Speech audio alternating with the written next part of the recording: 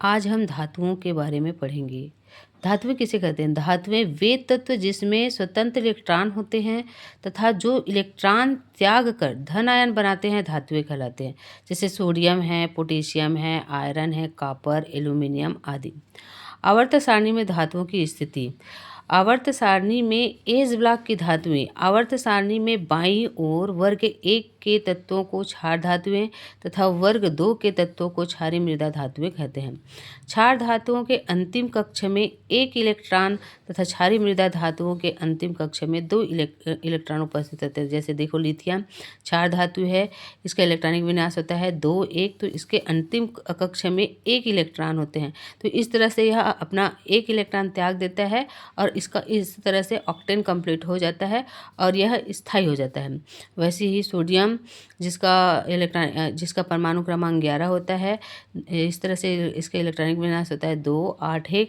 यह अपना एक इलेक्ट्रॉन त्याग देता है और इस तरह से इसका ऑक्टेन कंप्लीट हो जाता है 2 8 और यह स्थायी हो जाता है।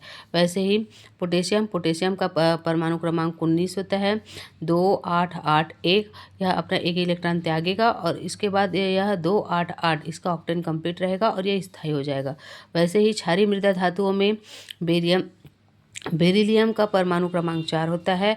इस तरह से 2 और 2 दूसरे कक्षक में 8 इलेक्ट्रॉन कंप्लीट करने की क्षमता होती है, लेकिन यहाँ पर 2 इलेक्ट्रॉन है तो यह अपना 2 इलेक्ट्रॉन त्याग देगा और इस तरह से यह इसका ऑक्टेन कंप्लीट होता है। वैसे ही मैग्नीशियम का परमाणु क्रमांक 12 होता है 2 8 8। यह अपना 2 इलेक्ट्रॉन त्यागेगा और इस तरह से यह स्थायी रूप 2 8 अक्रिय गैस के रूप में अपना विन्यास प्राप्त करता है। अपवाद है, हाइड्रोजन अधातु होते हुए भी वर्ग 1 में रखा गया है क्योंकि इसका इलेक्ट्रॉनिक विन्यास के आधार पर इसको वर्ग 1 में रखा गया है। वैसे ही पी ब्लॉक की धातुएं देख लेते हैं। आवर्त सारणी में दाईं ओर स्थित वर्ग 13 14 और 15 के कुछ तत्व धातुएं हैं। 13वें वर्ग में AlGeInTi 4 धातुएं, 14वें वर्ग में SnPb 2 धातुएं, 15वें वर्ग में बिस्मिथ एक धातु उपस्थित रहते हैं।